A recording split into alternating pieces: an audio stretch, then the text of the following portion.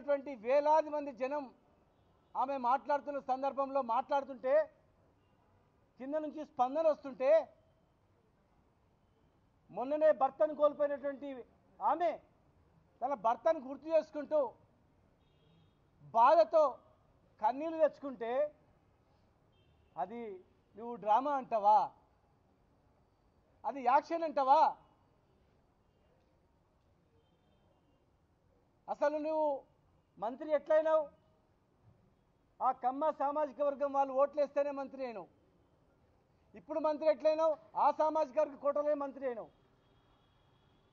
ఖమ్మం జిల్లాలో ఖమ్మం సామాజిక వర్గం వాళ్ళు మా జాతి గురించి కొట్లాడతాడు, మా వాళ్ళకు ఆపదలో చాదుకుంటాడని చెప్పి మీకు ఆ స్థానం వచ్చింది.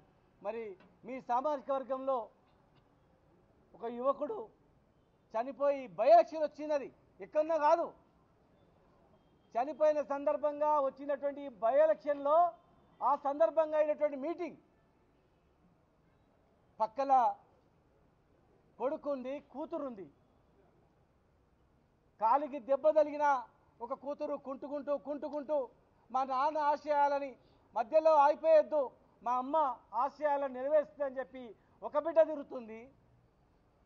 కుడి పక్క కొడుకు, ఒక పక్క బిడ్డ తల్లిని ఓదార్స్తుంటే ఆ ఓదార్చే ఏడుపుని నువ్వు యాక్షన్ అంటే ఆమె చనిపోయినప్పుడు ఎంత బాధపడ్డదో ఇవాళ నువ్వు అంటే ఆమెకు అంతకన్నా బాధతో కుమిలిపోతా ఉంది.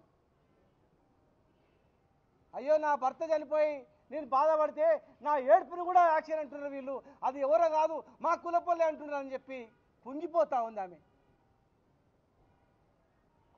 వెంటనే క్షమాపణలు చెప్పాలి. పొన్నం ప్రభాకర్ గారు కూడా నేను అడుగుతా ఉన్నా, దయచేసి అలాంటి చనిపోయినటువంటి మీ పట్ల కూడా చాలామంది ఉన్నారు అట్లా, బై ఎలక్షన్స్ వచ్చినాయి అట్లా జనంలో వచ్చినప్పుడు మొన్ననే చనిపోయిన భర్త గుర్తొచ్చి ఏడుస్తారు. ఏడ్చింది ఓట్ల గురించా?